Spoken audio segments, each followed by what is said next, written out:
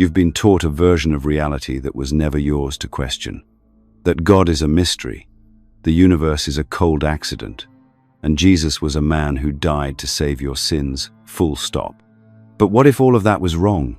What if the story you've accepted is only the surface of something much deeper, more structured, and more deliberate?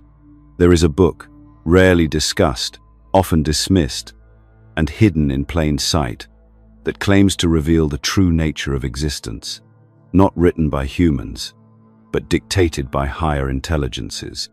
It's called the Urantia Book, and if what it says is true, then everything, from your beliefs about divinity, to the structure of the cosmos, to the very purpose of your soul, has been misunderstood. This isn't just another spiritual text. This is a challenge to every system that ever told you to stop asking questions. It didn't begin in a temple or a laboratory.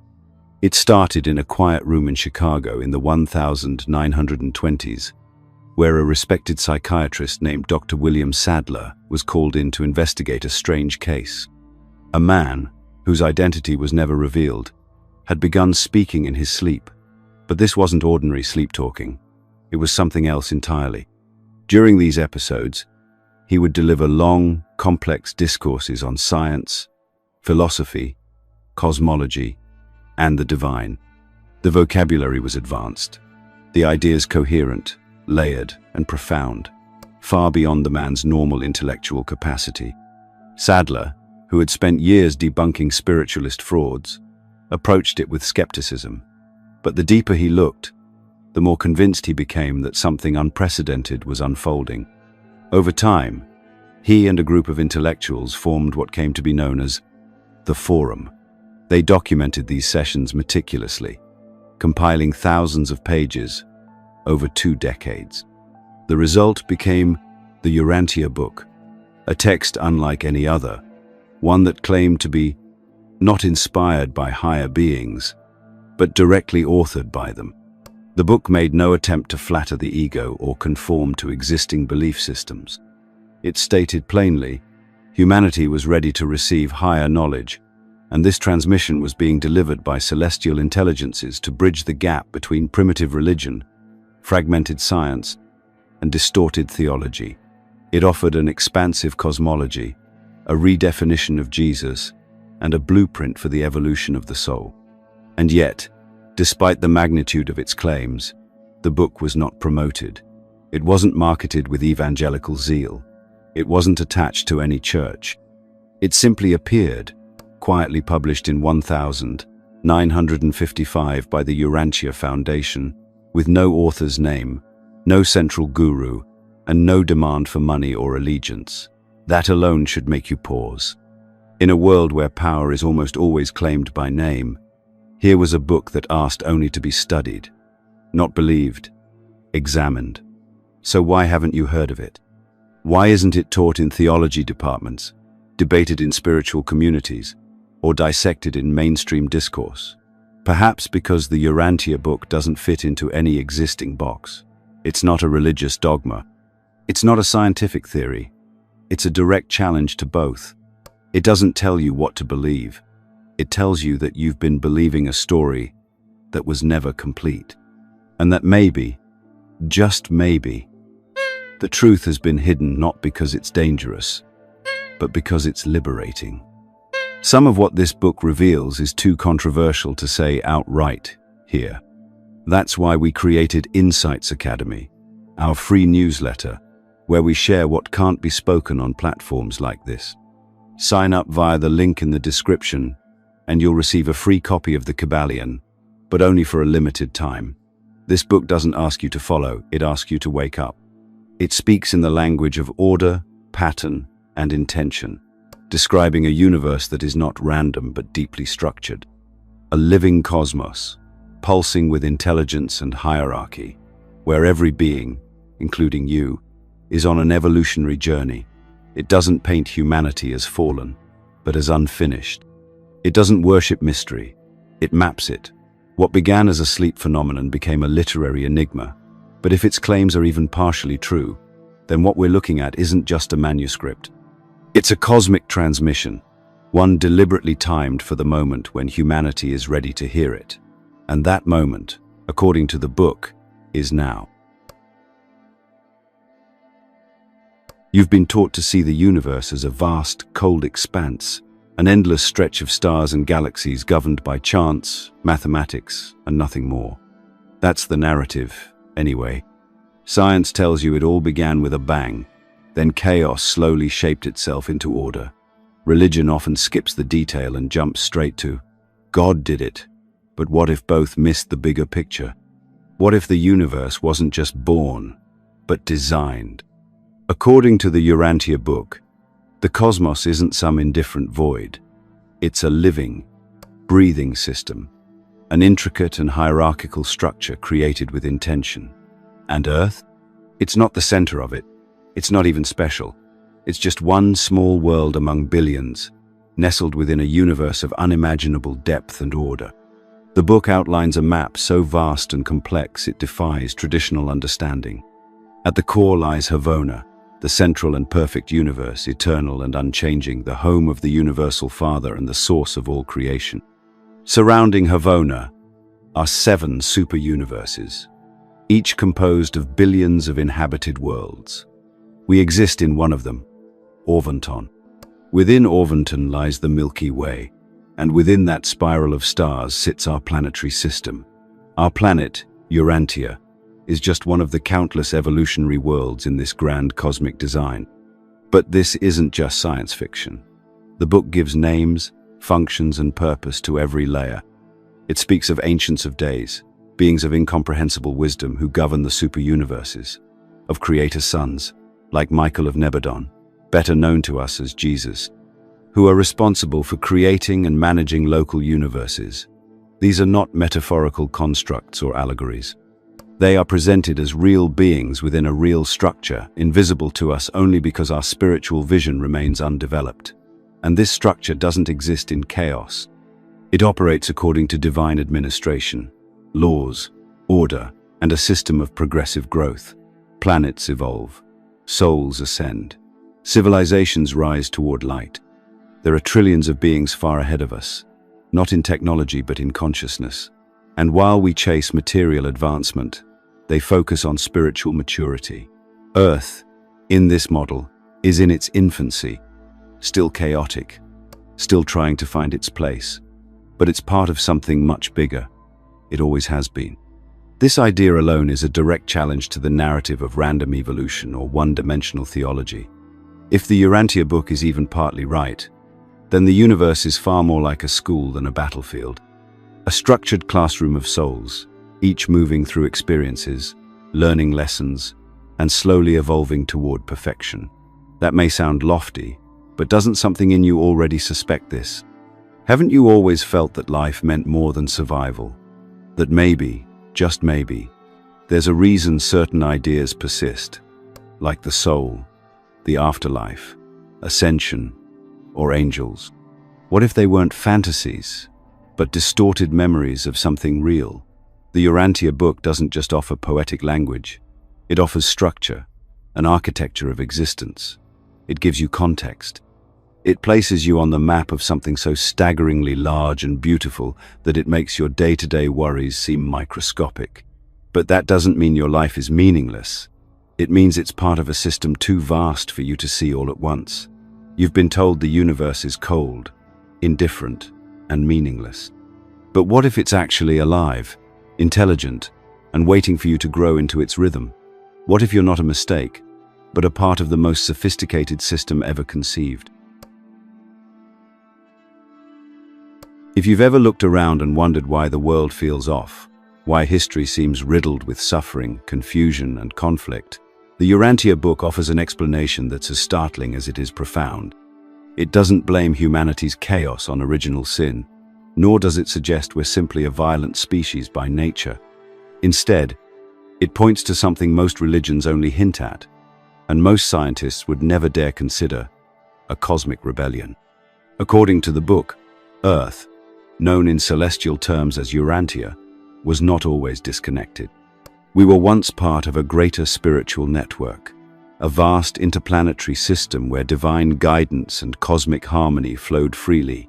But that changed because of one being, Lucifer.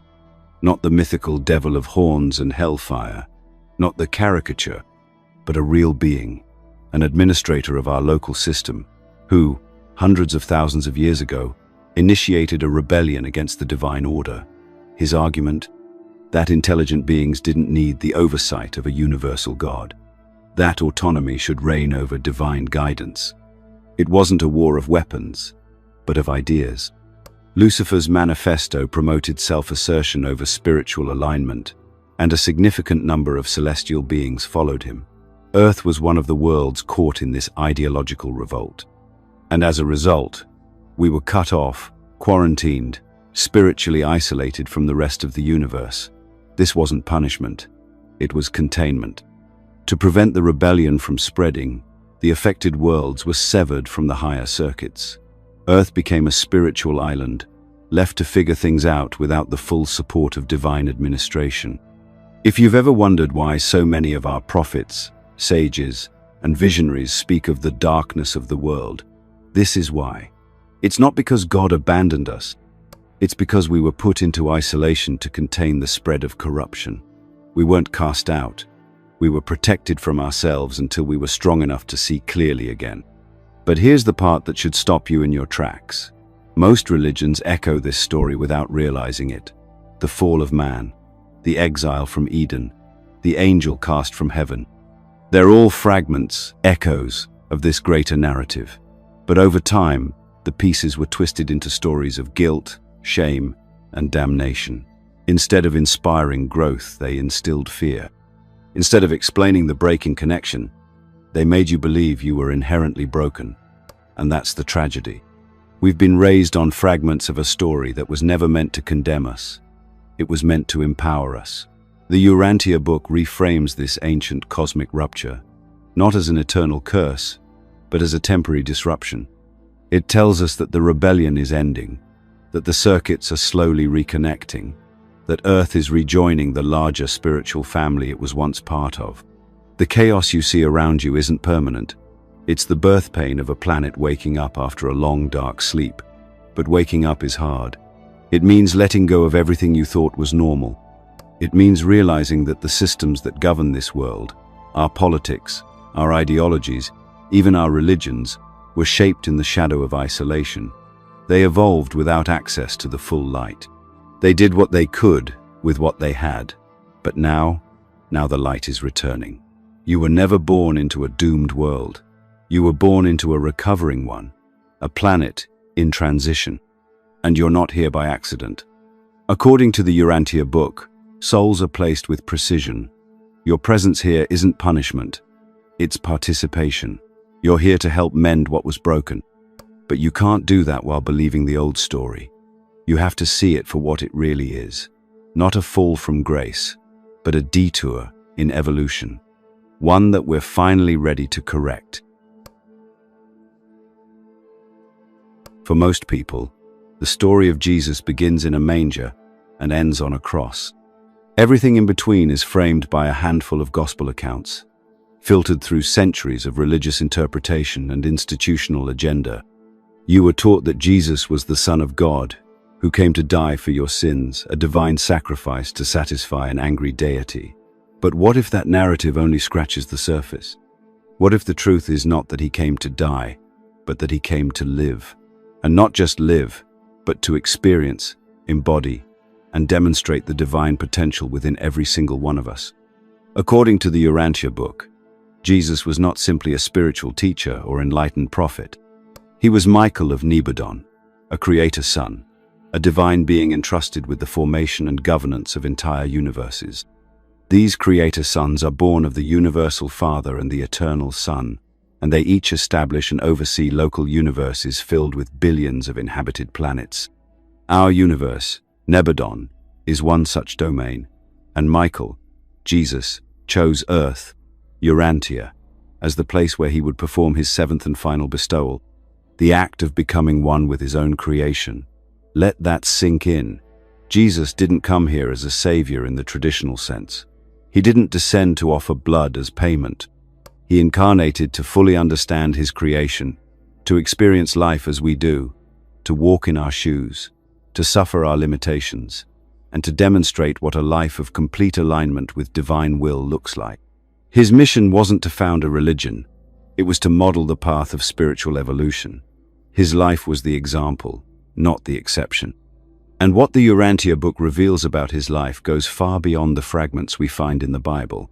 It offers a detailed account of his childhood, adolescence, and lost years, those decades between the Temple and the Jordan that the scriptures mostly ignore. It speaks of his travels, his studies, and his encounters with different cultures and philosophies. It paints a portrait of a man who wasn't just waiting for his public ministry, but one who was quietly preparing, questioning, integrating, and growing. He faced real struggles. He doubted, he wept, he wrestled with his purpose, not because he was weak, but because he was fully human, and yet fully divine. This dual nature is what makes his journey so profound. He wasn't pretending to be human. He was human. And by living as one of us, he didn't just fulfill a cosmic requirement. He earned the right to govern with perfect empathy. He became not just a sovereign ruler, but a brother, a friend, an example. His death was not a cosmic necessity. It was a tragic consequence of ignorance and fear. The crucifixion wasn't demanded by God. It was allowed by humans. And yet, even in that moment of violence and misunderstanding, he forgave.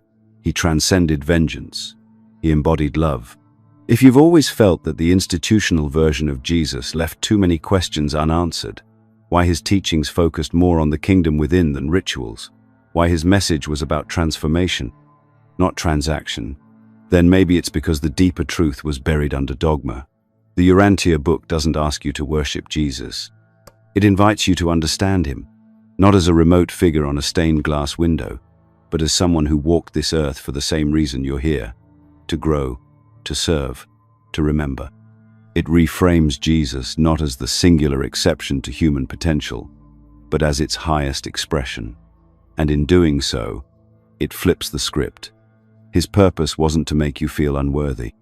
It was to show you what's possible, not to be idolized, but to be followed, not in blind obedience, but in conscious embodiment. If what this book says is true, then Jesus didn't come to save you. He came to show you how to save yourself.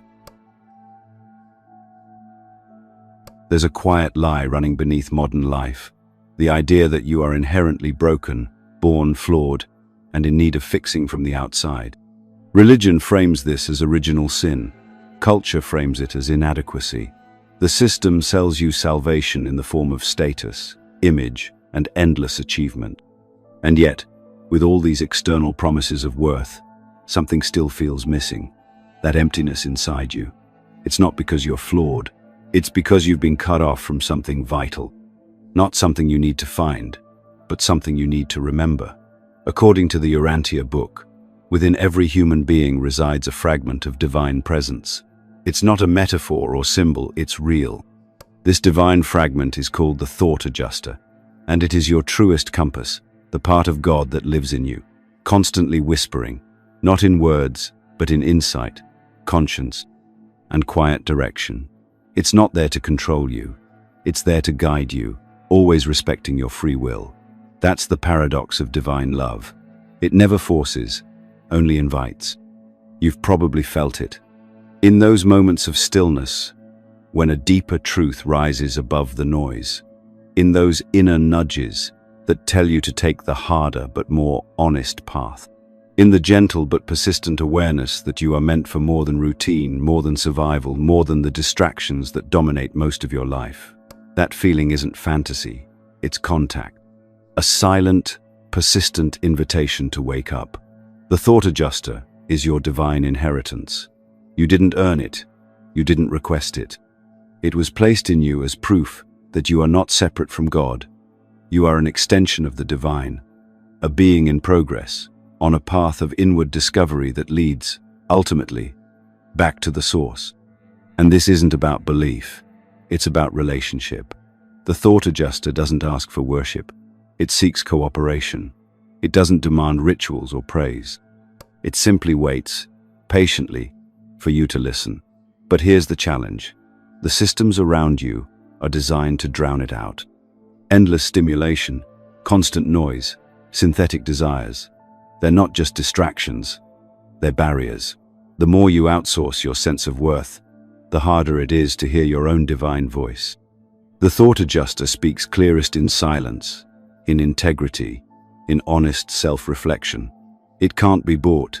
It can't be decoded by another. Its guidance is personal, direct, pure. The Urantia Book suggests that the path to true transformation isn't through religion or philosophy alone, but through conscious partnership with this inner fragment. Moral decisions, intellectual growth, acts of love and service, these are the mediums through which your soul evolves. Every choice is a vote for alignment or separation. Every moment is another step on a journey of cosmic consequence. You were never meant to be a sinner crawling for grace. You were meant to be a soul awakening to its origin. The divine spark isn't above you, judging your worth. It's within you, waiting to be recognized. Your spiritual growth doesn't begin with belief in an external savior. It begins with trust in the quiet force already embedded in your core. You are not broken. You are incomplete. And that's not a flaw. It's an opportunity. Because incompleteness means you're still becoming, still unfolding, still invited. And once you begin to hear that voice inside, the one that's been waiting, whispering, guiding, you won't need anyone to tell you what to believe. You'll know. Not because someone taught you, but because your soul remembered what it always knew to be true. If the Urantia Book offers such a vast and intricate vision of the universe, if it reframes the life of Jesus with staggering detail, if it claims to be authored by celestial intelligences and holds answers to questions that have haunted humanity for millennia, then why has no one told you about it? Why isn't it debated in universities, unpacked in churches, or dissected by think tanks and theologians? Why is something this big so unknown? The answer is both simple and unsettling, because this book doesn't just reveal new truths, it renders old systems obsolete. It doesn't fit into any established category.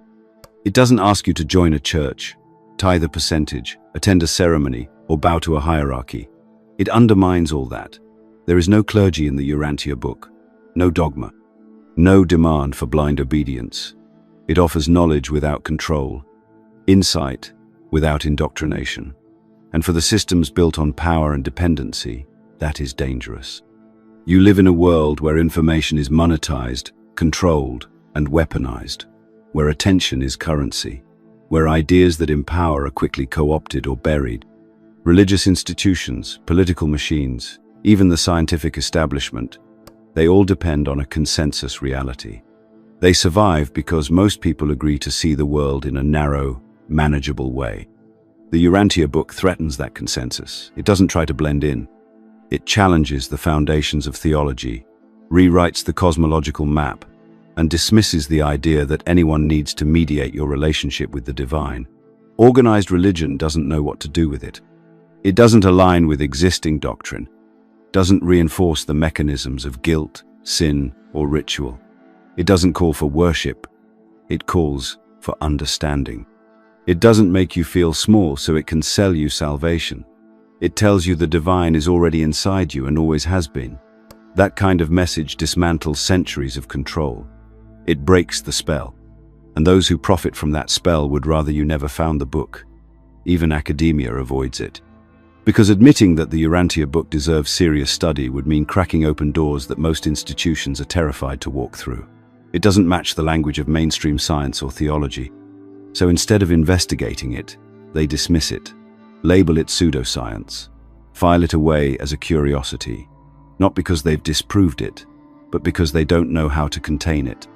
And here's the irony.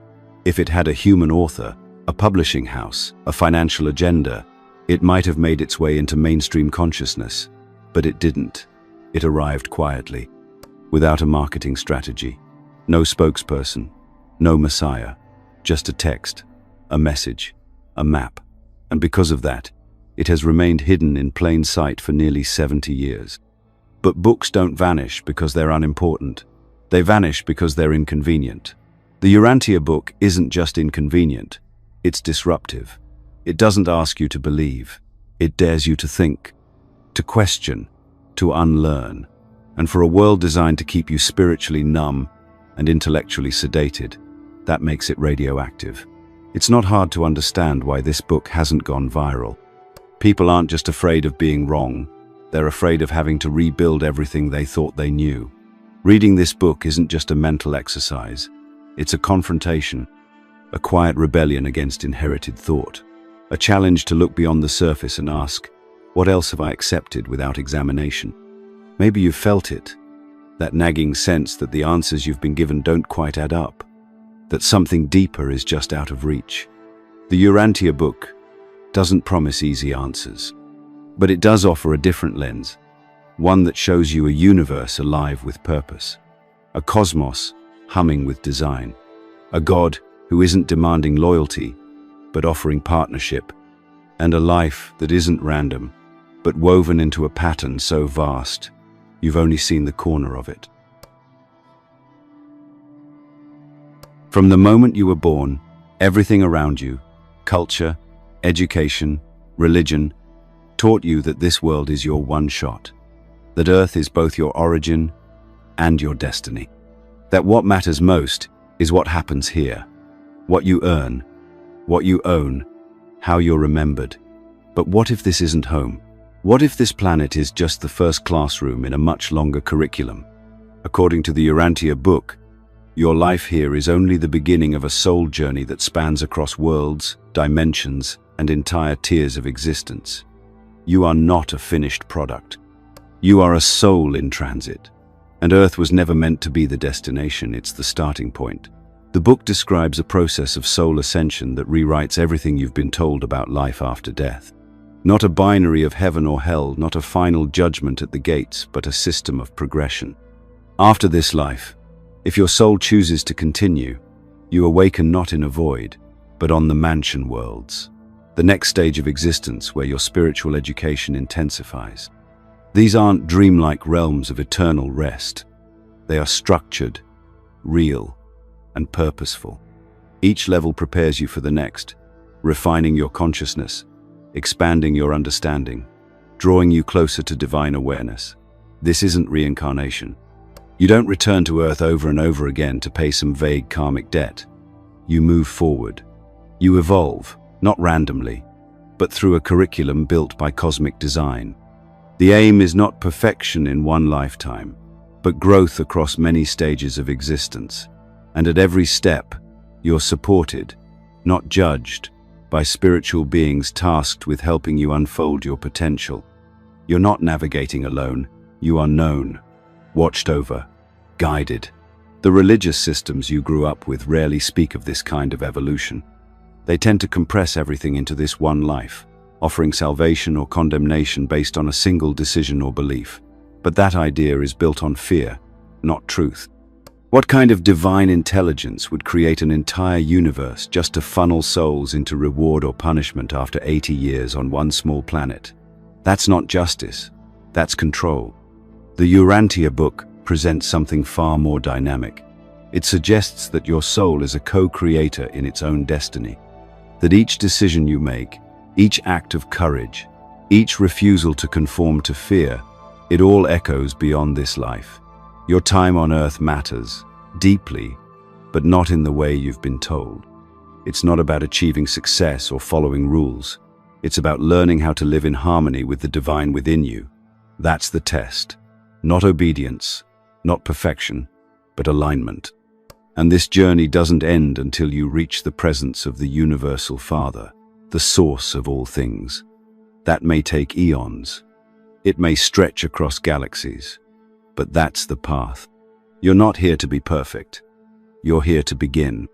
The discomfort you feel in this world, the ache for something more, the strange nostalgia for a place you've never been, those aren't flaws in your programming. They're clues, traces of memory, echoes of a journey that didn't begin here and won't end here either. You were never meant to stay. You were meant to awaken, to grow, to move forward. This world is a chapter, not the whole book. And once you understand that, death stops being an end. It becomes a continuation, a transition into the next level of reality, where the soul, now a little wiser, keeps climbing. You're not just a person, you're a pilgrim.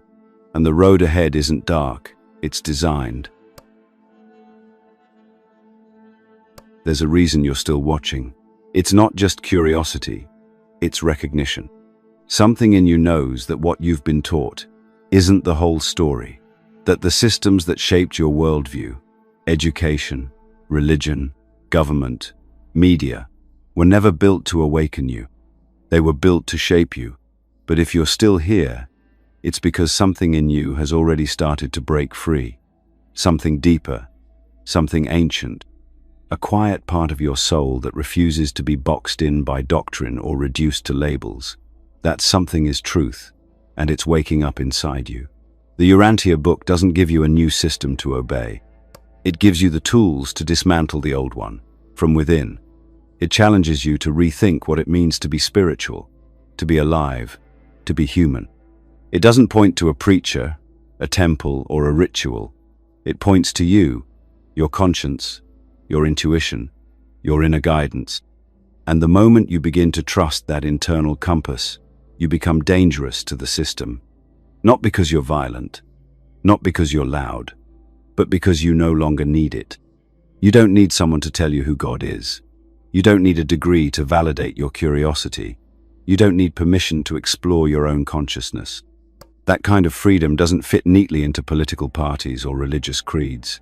It isn't monetizable, it isn't profitable, but it's yours. And when you live from that place, you don't just escape control. You become a mirror that shows others what's possible. The systems that dominate this world survive on your agreement. Agreement with limitation. Agreement with unworthiness. Agreement with separation. Break that agreement, and the illusion starts to crack. The power they hold over you isn't physical, it's psychological. They can only cage a mind that doesn't know it's free. But you're starting to know. You're starting to remember. And once you see the bars for what they are, just stories, just programming, you can step right through them. The Urantia Book doesn't ask for blind belief. It asks for critical thought. It invites you to test its ideas, to wrestle with its concepts, to investigate its claims. It doesn't demand faith. It dares you to examine. And that's why it's so dangerous, because it trusts you with the truth. It trusts that you're ready to think for yourself. You don't need to agree with everything in it, but you owe it to yourself to explore it. Because once you do, you'll never see reality the same way again. You'll realize that your potential has been underestimated by every system you've ever known. That your soul was meant to expand, not to comply. That your life isn't a fluke, it's a thread in something vast, intelligent, and sacred. You're not here by accident. You're not watching this because you're bored. You're here because something in you is ready to step outside the script, ready to stop nodding and start questioning. You are the proof that the system can't contain you, and the more you embody that truth, the more others will see it in themselves. That's how change happens, not with noise, but with awakening. The Urantia Book doesn't come to you wrapped in prophecy or cloaked in thunder. It doesn't shout, it doesn't demand allegiance. It waits. It's quiet, patient, almost too quiet for a world addicted to noise. And maybe that's why most people never find it, because it doesn't come with a brand or a movement or a charismatic leader. It just exists in plain sight, daring you to pick it up and see what it does to your mind. And once you do, something strange happens. You don't just read the book starts reading you. It's not just the content that unsettles you, it's the feeling that it knows you're looking for more. It doesn't try to scare you into faith or lure you with reward. It simply tells a version of reality that is so staggeringly vast, so carefully ordered, and so deeply human that you find yourself wondering how you ever accepted less. It rewires the way you see life, death, purpose, identity, and time. It doesn't give you easy answers. It gives you the questions you were never allowed to ask. What if the universe isn't a battlefield of souls, but a school for consciousness? What if you aren't a failed creature begging for redemption, but an unfinished soul invited to grow? What if Jesus wasn't sent to die, but to live, to show you the way home, not as a savior above you, but as a brother beside you? These aren't just theological tweaks, they are tectonic shifts. And once they happen inside you, nothing outside of you looks the same. You begin to see through the illusions, not just in religion or politics, but in how you relate to yourself. The shame you were conditioned to carry starts to feel artificial. The guilt, the fear, the idea that you have to earn your worth or suffer your way to peace. Suddenly, it all feels foreign, because something older is stirring in you, something that doesn't need external permission to exist. You're not finding the truth, you're remembering it. And whether you choose to accept the Urantia Book as literal revelation or a brilliant piece of spiritual philosophy, its effect is undeniable. It disrupts, it disorients, then it clarifies. Not by telling you what to believe, but by challenging you to confront what you've believed all along. And that's where the power lies. Not in the book itself, but in what it activates in you. You don't finish the Urantia Book as the same person who opened it. You either close it and go back to sleep, or you begin to live differently, not in rebellion, but in alignment.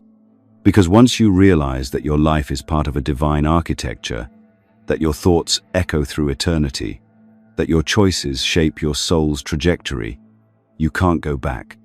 You're no longer here to conform. You're here to evolve, to experience, to awaken. This book doesn't end with a prophecy. It begins with a question. And now, the question is yours.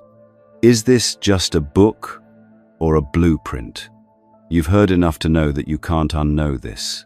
So the only question left is whether you're going to ignore it or explore it. Don't wait for someone to validate what you feel inside. If you're still here, it's because you were meant to be. Now act on it. The truth doesn't need your belief to be real. But your life will never fully begin until you stop waiting and start seeking. And if you haven't already, sign up for Insights Academy. We share what can't be said here, perspectives and information most people will never encounter. You'll also receive a free copy of the Kybalion when you sign up, because if you're going to challenge the system, you'll need tools they never wanted you to have. If this video resonated with you, let us know by commenting. I understood it.